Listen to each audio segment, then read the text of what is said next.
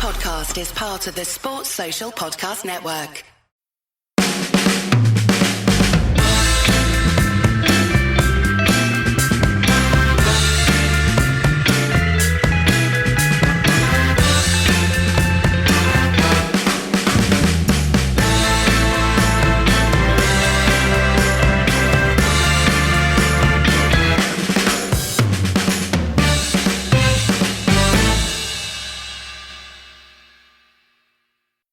We won 9-0.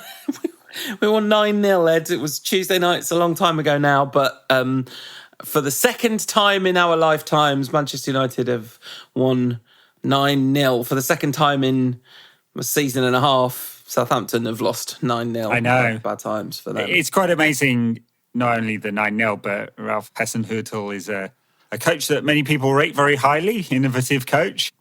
And Correct. It's been tonked to 9-0 twice in a season and a bit. Amazing. I was at the 9-0 when United beat Ipswich. Andy Cole scored all those goals. That was good fun.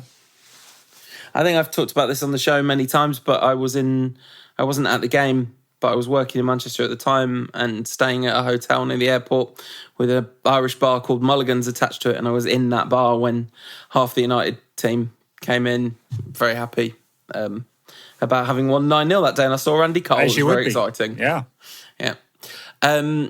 The fact that it's happened 9-0 is a result that's happened 3 times in the Premier League, and Manchester United have won 2 of them and Southampton have lost 2 of them, which is extraordinarily pleasing when you look at it in Venn diagram form. Yes. As Michael Cox tweeted. For those who like order in their lives, yeah. Order, though, was not Southampton's defence, was it? I mean, it may well have been. I mean, they're a club that's been bouncing around a little bit this season, not helped at all by the amount of injuries they've got at the moment. I think they had 4 teenagers on the bench. And a debut... And 2 goalkeepers. Yeah, 2 goalkeepers. Just to make sure. Maybe they could have sneaked a couple in at the same time. And a debutant who lasted all of 79 seconds. Let's talk through the first real action of this game then, shall we? I mean, I felt so sorry for the kid because clearly he's 19. It's his debut. He's got adrenaline flowing through him, and he tries to tries to go in manfully for a 50-50 and ends up... I mean, I felt very sorry for him because it must be an awful feeling that, but also, I mean, he could have done incredibly serious damage. It was without doubt a leg breaker of a challenge. Yeah, I mean, it's fortunate for Scott McTominay and Jankovic that he hit the fleshy part of the leg and not the standing leg or not the kneecap or anything that could have buckled. So Scott had a very boot-sized red mark on his leg, didn't he? Looked absolutely... And, he yelped in serious pain. And I don't think I've ever seen Scott McTominay pretend to yelp in serious pain. I mean, watching it on the telly, the way the action works is you see the incident and it immediately cuts to Mike Dean and he immediately gets a red card out. And on first glance, my first thought was, blimey, are you sure you want to have a think about that? And that's because I'd only seen it very fleetingly on the telly. As soon as I saw the first replay, I said, for the last time on this particular evening, a sort of internal apology to Mike Dean. Yeah, that better be the last time, yeah. I mean, yeah. Mike Dean is a man who loves a red card, loves it. Yeah. He's dished out over 100 in the Premier League and loves the attention as well, which we'll get to, I'm sure. But on this occasion, yes, no thinking needed. It was... a red all day long. 2 reds. If you could have 2 reds, it would have justified a super red. Yeah. I mean, it kind of ended up being 2 reds because Bednarek got what has been, in fact, retrospectively decided to be an overly harsh red card because he's had his suspension withdrawn for that one. The PGMOL all over this apology, Lark. Telling Solskjaer apparently that both decisions in the Sheffield United game were incorrect and the goal against United should have been rolled out and the Maguire goal should have been given. Yeah, I mean, that one I think was clearer cut than the Bednarek one. I mean, I know, look, social media and pundits and what have you all over it saying it's really harsh because he's accidentally clipped Anthony Martial's ankle, hasn't he? But the law is pretty clear on this one. If you're not attempting to play the ball, the double jeopardy rule goes out the window. And so I was a little surprised they've corrected this. Someone made a really good point to me, which was that because they're laws and not rules, they are meant to be interpreted. And the nature of the offence was such that it was in trying to pull out of fouling Martial that Bednarek stopped going for the ball. So that double jeopardy thing is about intent. I mean, I know you can't legislate for intent on the football pitch, but I mean, this has intent built into it, doesn't it? If you're not attempting to play the ball, that's a statement of intent. So Bednarek, in stopping himself, like he basically would have been better just cleaning out Martial. And obviously the law is not intended to incentivise cleaning out the forward. Yeah, that was the point that Rio Ferdinand made afterwards. I mean, he's normally fairly eloquent, Rio, but he said, if I was in that situation, thinking about the way the law is, I'd absolutely murder the guy or something along those lines. Yeah. Sure. Anyway, it's a little surprising turn of events, but it made absolutely no difference. I did see some commentary on Twitter, which was along the lines of, Southampton were hard done by. They were 7-0 down at the time. Yeah. Was it that the pen made it 7? Pen right? made it 7. I think the pen made it 7. So it would still have been a 6-0 down. Yeah. And by the way, the worst refereeing decision of this game, Mike Dean's decision to stop play when Cavani was fouled on the edge of the area and give a penalty when Mason Greenwood was in acres of space with a ball at his feet. Like, Alex McCarthy had stopped, so we don't know that Greenwood would have scored, although he did put the ball in the net. But why you don't play advantage and then bring it back? Well, they're supposed to. For the pen. That's the whole point. They're supposed to. So it was Mike Dean just loving being the centre of attention, wasn't it? It was terrible. I can't remember what the score was at that point. Lost in I think it was 4-0.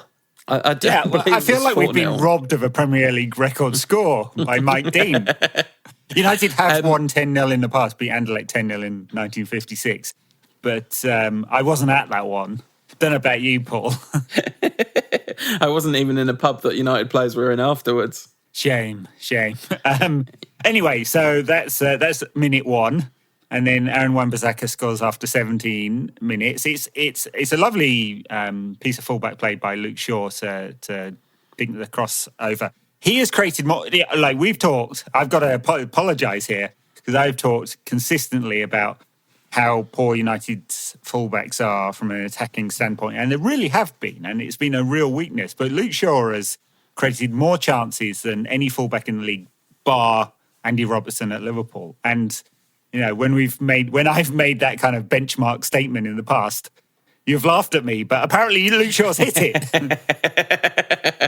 Yeah, exactly. Well, I think it's the direct comparison between AWB and Trent Alexander-Arnold that is the problematic comparison, given the nature of their roles. Although it was, in fact, Aaron Wan-Bissaka who bombed forward at the back post on the Football Ramble. They said it's like he'd watched people do that to him and gone, oh, yeah, it's really hard to defend that, isn't it? Maybe I'll try it. I mean, I don't think he meant the finish. It made me really laugh because it looked like the ball skewed off his boot. But if you watch as the ball come in, he's got his eye on the ball and he adjusts his foot. So maybe he was trying to direct it far away from the keeper, in which case, what a finish. It's a lovely finish if he meant it. I mean, if it wasn't Aaron Wan-Bissaka and it was Edison Cavani, would be a world-class finish. I mean, so natural, gone the wrong way, fooled the keeper, just all in one go, no thoughts of trying to control it, just beautiful. It's Aaron Wan-Bissaka, and nothing he does on a football pitch kind of looks natural, does it? He's all arms and legs all over the place, and so, yeah, I have my doubts. I mean, the only thing that he does that looks completely natural are absolutely sick last-ditch challenges, which he did one in this game on Danny Ings. So Danny Ings is basically playing left-back by this point, and it doesn't go well. By minute 3 of the game. Yeah, that's not the weirdest left-back in the game. We'll come on to that in the second half. I am absolutely convinced that Ole Solskjaer put Fred at left-back in order to make the joke that he made in the post-match press conference, which is, we've got a really good Brazilian left-back, but Alex wasn't available. So I think that's the only reason he put Fred at left back. Aaron Wan-Bissaka, as Steve Bartram on Twitter pointed out, became the first of 8 different goal scorers. And so that's 8 different goal scorers in the same game for the first time in Man United history, breaking a record from 1892's 10-1 win over Wolves with the paltry 7. I thought this was 7 goal scorers plus Bednarek. Because Martial got twice, got 2. Well, yeah, but 8 different scorers in the game for United, including Bednarek. Okay. Yeah. Yeah. It's 8 different scorers. That's all we're saying. 8 different goal scorers. Yeah, okay. Yeah. So, second goal was Marcus Rashford from a ball from Mason Greenwood. Some fine attacking play from United to open them up. Rashford in acres of space and finished kind of first time to the keeper's left. Keeper got a palm to it, but wasn't able to keep it out. No, the clean finish. Yeah, and look, United were doing all the right things by stretching the play, forcing Southampton to pick one side or the other, creating the overloads. And it undid Southampton time and time again. This was great. Southampton made a good change at half-time, good for them. And they kept the first 20 minutes of the second half really tight as a result of that change, but they didn't do it quick enough.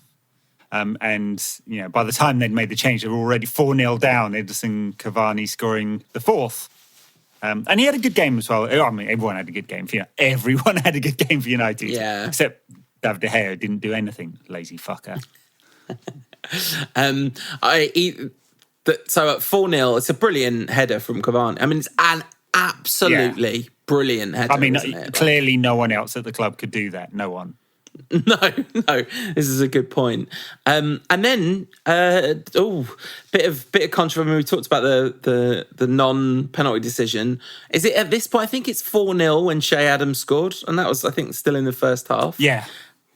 And I mean, we talked about this at length in the Villa versus someone game, Villa versus Southampton, funnily enough.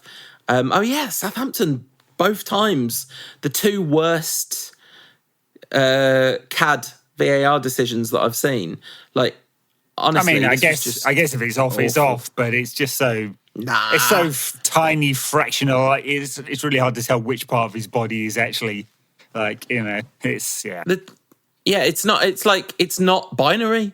I mean, I know in literal terms it is binary, but only to the extent to which you're able to process and represent the information in a factual way. Sure, No, I mean, in a sense, it's a dull argument, of course, dull discussion, because it's being had all over the country all the time in every match that a VAR decision is made like this. And, I'm sat there every time hoping that they have much better technology over in the little studio they're in at Sky's HQ than we do on the TV. I also thought they were supposed to stop drawing the lines to stop this kind of discussion, which they said they were going to do that, and they never did that. So, yeah.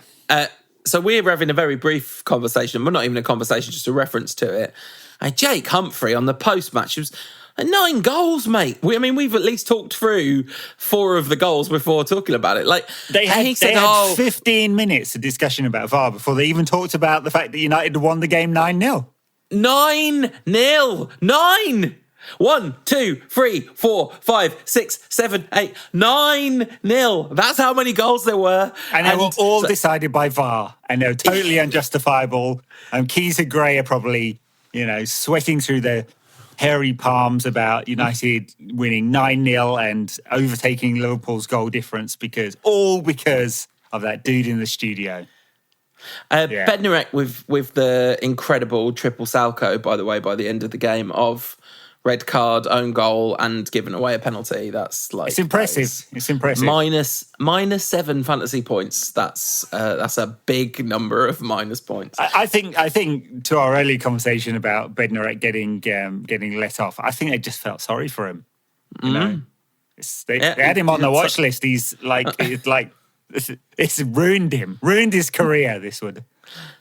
We looked these up earlier before we started recording to see if we could remember them. The 5th goal was scored by Anthony Martial, and it is I mean, my second favourite goal of the season, maybe.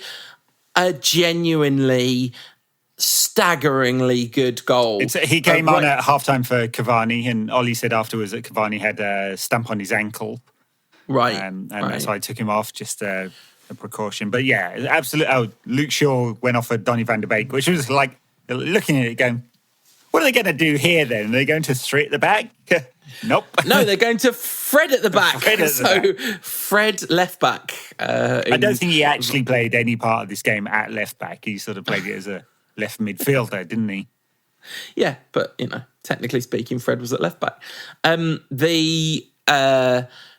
The substitution ended up being extremely good because what does Martial need more than anything else? It's a couple of good goals to lift his confidence. And, I mean, he was brilliant. He was absolutely brilliant. I mean, it was very easy circumstances, but he was brilliant. And this first goal, I mean, this is the best assist that Bruno's made for quite some time. He gets a lot of assists. Not that many of them are. It reminded me of Juanfield, the ball that Di Maria played in over the top for Juan to do his scissor kick. Martial, instead of doing a scissor kick, beautiful chest control, spin, leg control, shot, finish, goal, brilliant. Just totally and utterly brilliant. Yeah, no, it was all great. I mean, up to that point, though, after half-time, United had struggled to break Southampton down, and it's because Southampton went to, instead of 4-4-1, they went to like 5-3-0, and then strung 5 out across the back.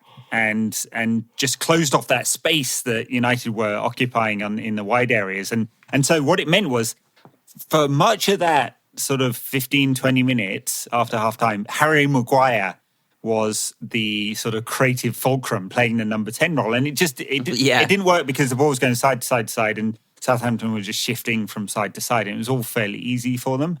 And you had Donny van der Beek, Bruno, Martial, Rashford, Greenwood, all ahead of him. And so it was always coming out to Lindelof and Maguire all the time to play that creative ball. And it didn't quite work for United until Bruno got on the ball a bit deeper and fashioned the chance. Yeah. And what a chance it was, and what a goal it was.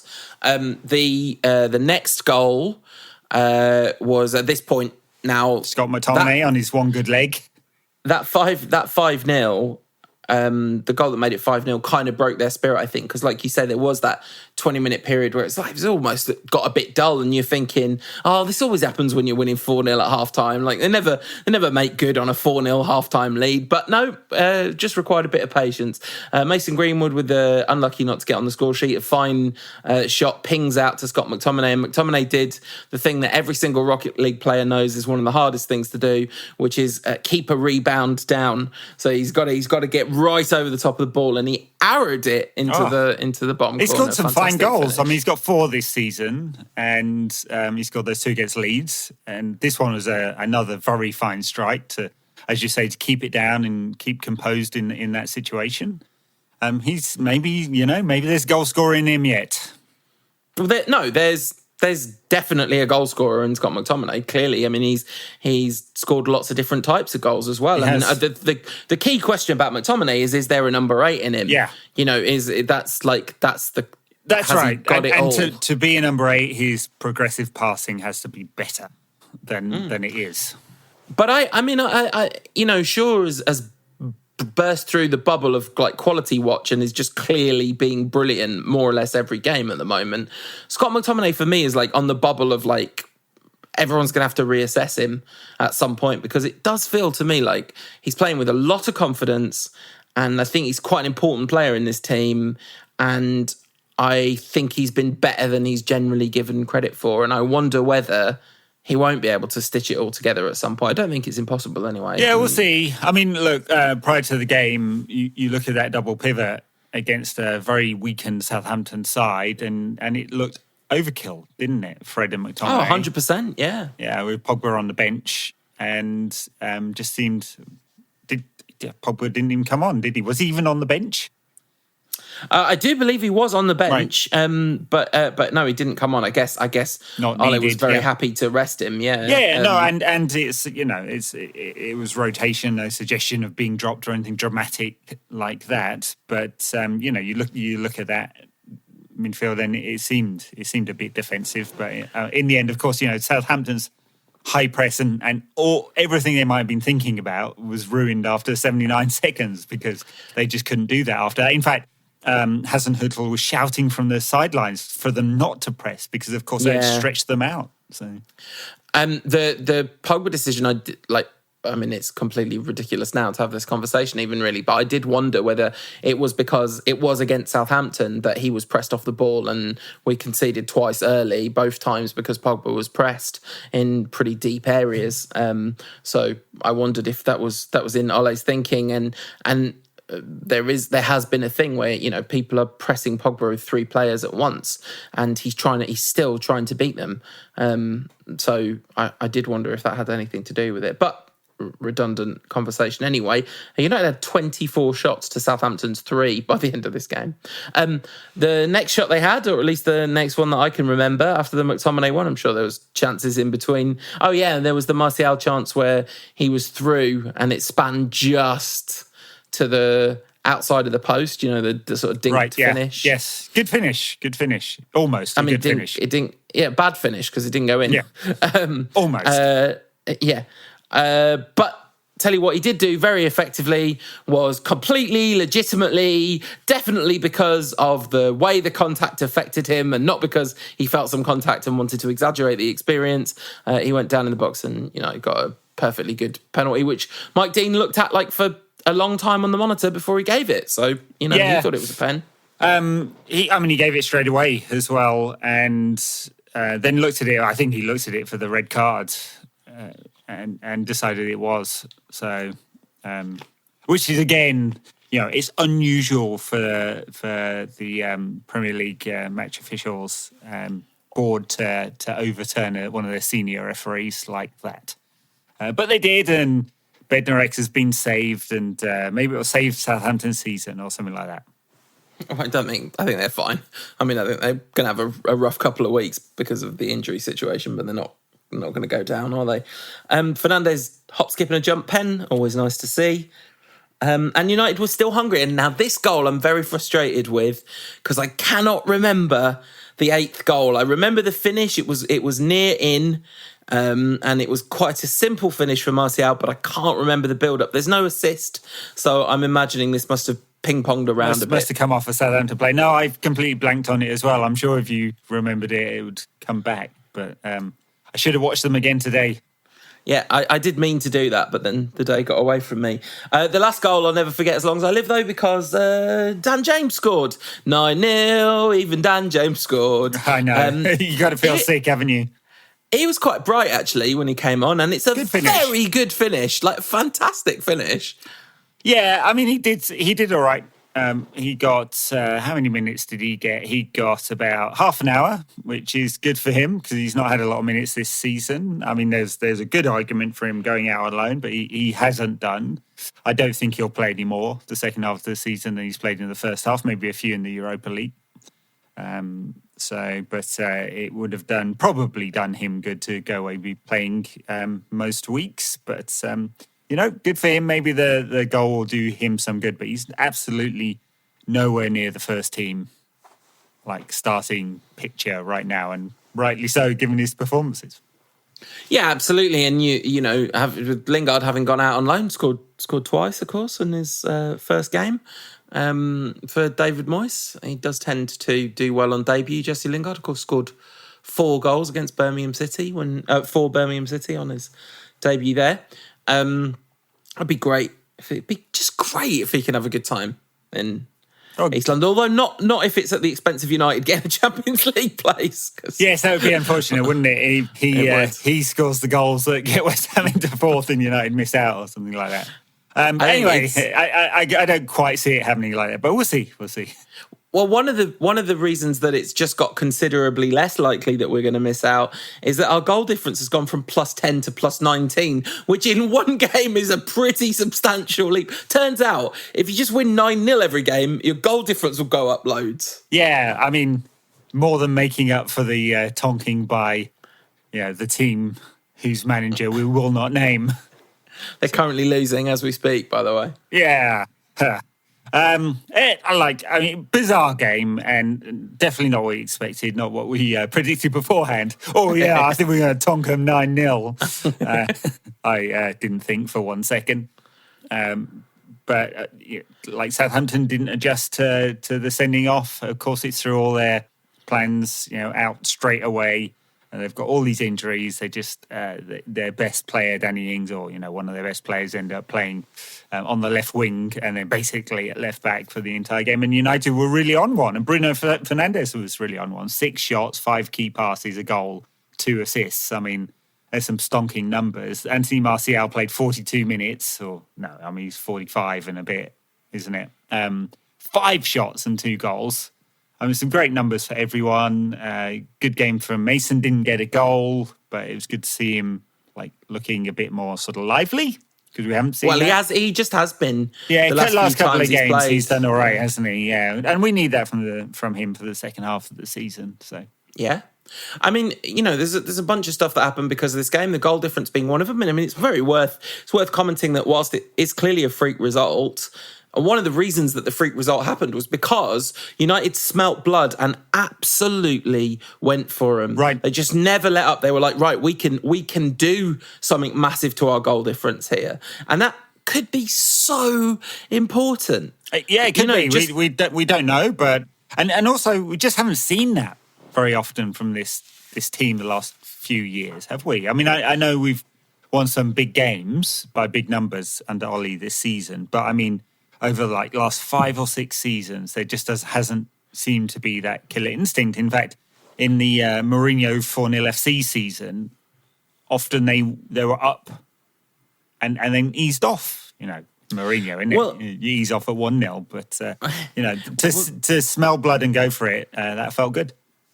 Yeah, and this is the stat, isn't it? Again, Steve Bartram sharing the same stat that it's now 8 times in 124 games for Ollie Solskjaer that we've scored more than 5, and they did it twice from between Ferguson and Solskjaer. They'd only scored 5 twice that whole time. One of those was against FC Midtjylland, and so to do it 8 times in the next 124 games, which is pretty remarkable. It's much better, obviously. But this particular game, this wasn't just scoring 5. This was Scott McTominay shouting at Dan James to get the ball out of the net at 9-0. They really wanted it. And here we are. We've got better goal difference than Liverpool because they lost the next night. They lost to Brighton 1-0. And it was because we'd caught up with their goal difference, and now we have literally better goal difference than them. We've scored more goals than anyone in the league. We've scored 46 goals. There's nobody in the league. Man City haven't scored more goals than us. They've scored fewer goals than us. This is how numbers work, Paul. Higher. City lower. Exactly. If we could defend and keep that clean sheet every week, that would be even better, wouldn't it? Just remember that De Gea did make a save, right, from James Ward-Prowse free kick. Really good James Ward-Prowse free kick. Well saved by De Gea. He also, I think, punched one out from a corner. So, we won 9-0 and De Gea punched one out from a corner. My goodness. There you go. But it was probably fantastic. Southampton only had the corner taker in that half of the field, mind you. An incredibly fun game. I went mad when we scored the 9th. It was just so enjoyable to do that. I'm still fuming we got robbed of a 10th. Yeah, exactly. So yeah, fantastic, and let's hope for more freak results in the right direction as the season progresses. Probably can't expect too many 9-0s since there hasn't been one since 1995, but you never know. You never know. Well, at this tick, it's once every 25 years or so might be able to get to see one before I pop my clogs. Yeah, if you look after yourself, yeah. I do. That's why I work out every day. It's because I want to see as many 9-0s as possible. Yeah, absolutely. All right, should we take a little break and then preview Manchester United 9, Everton 0? Yeah, let's do it. If you want more from the show in between shows, check us out on the socials. We are NQAT Pod on Instagram, Ed's at NQAT Pod on Twitter, and we are under our real names on Facebook at No Question About That. So, that was a really weird game might not have been as weird as Everton's season, which is one of the weirdest seasons. They have failed in their attempt to sign Odion Ighalo and have been forced to sign his less good replacement, Josh King, or something like that. Well, yeah, the one that Ollie really wanted, yeah. Josh King at one stage was going to Southampton on deadline day, and then somehow that didn't work out, and he ended up at Everton. So shenanigans around money and stuff. He's out of contract in the summer, isn't he, Josh King? So see where he ends up. What are the chances that Ollie gets his best mate at Carrington in a summer in which United spend absolutely no money? We'll see. But anyway, Everton started the season like winning everything, didn't they? In all competitions, they won 7 games in a row. In EFL, a lot of EFL Cup games in that, mind you. But and then went on this run of losing games, and it's been sort of, hot and cold ever since. Yeah, so since Christmas, they beat Sheffield United, lost to West Ham, beat Rotherham, beat Wolves, beat Sheffield Wednesday, drew with Leicester, lost to Newcastle 2 games ago, but then they bounced back from. So that's not like a bad series of results before you get to the Newcastle game, and then the 2-1 win over Leeds.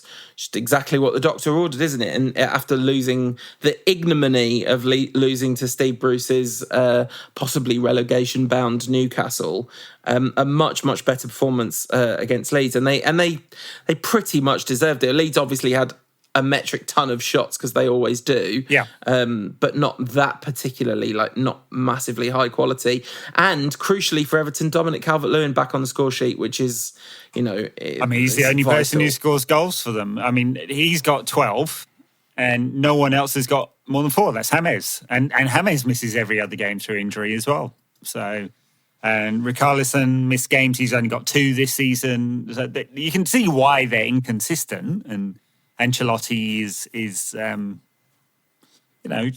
doing something with them, but they need to score more goals, basically, if they're going to get into some European places, which was sort of seemed to be the goal earlier in the season.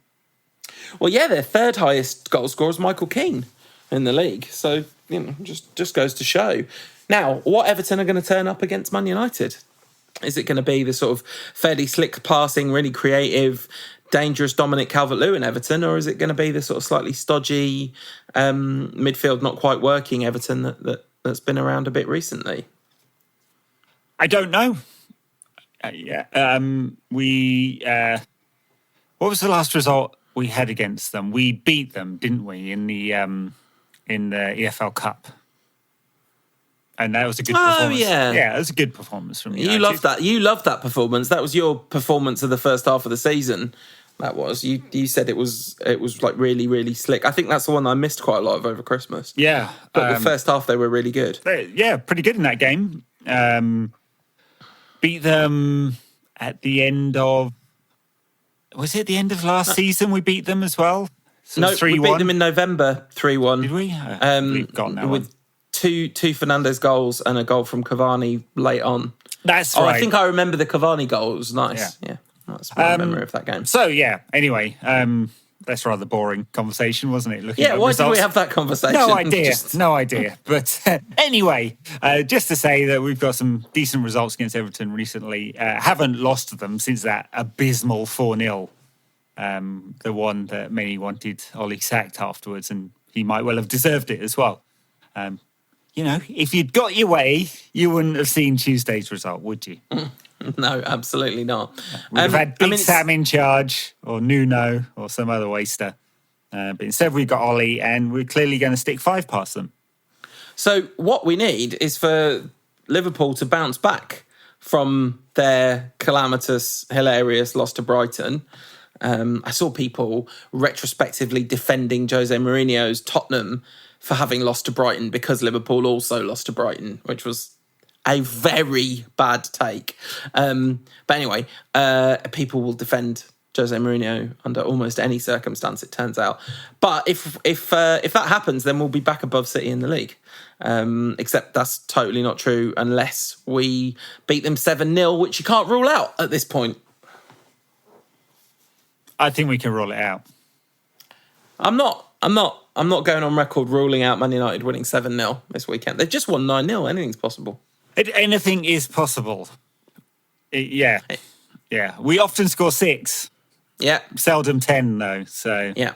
And we would have had the 10, but for Mike fucking Dean. So maybe 6.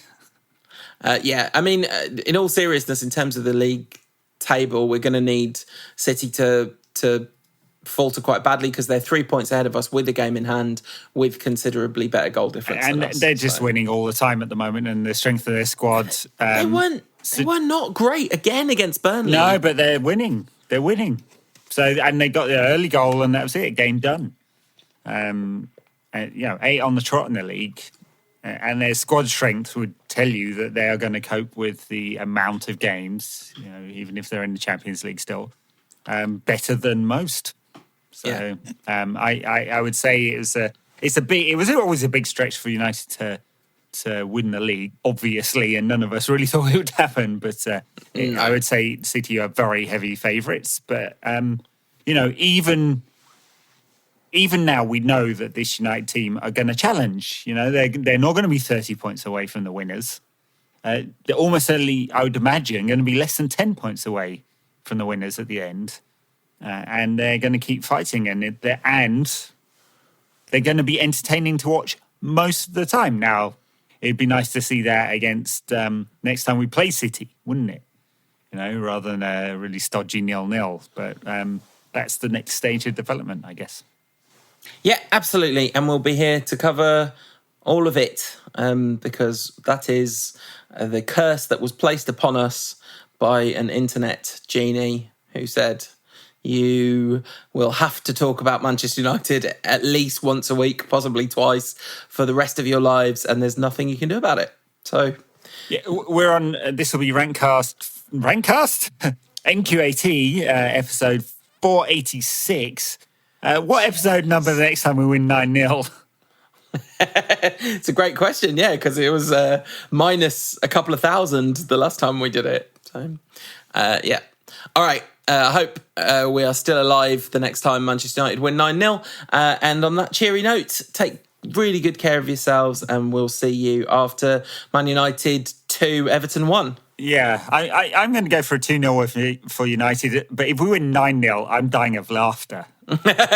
Brill. All right, have a good one. Take care, folks.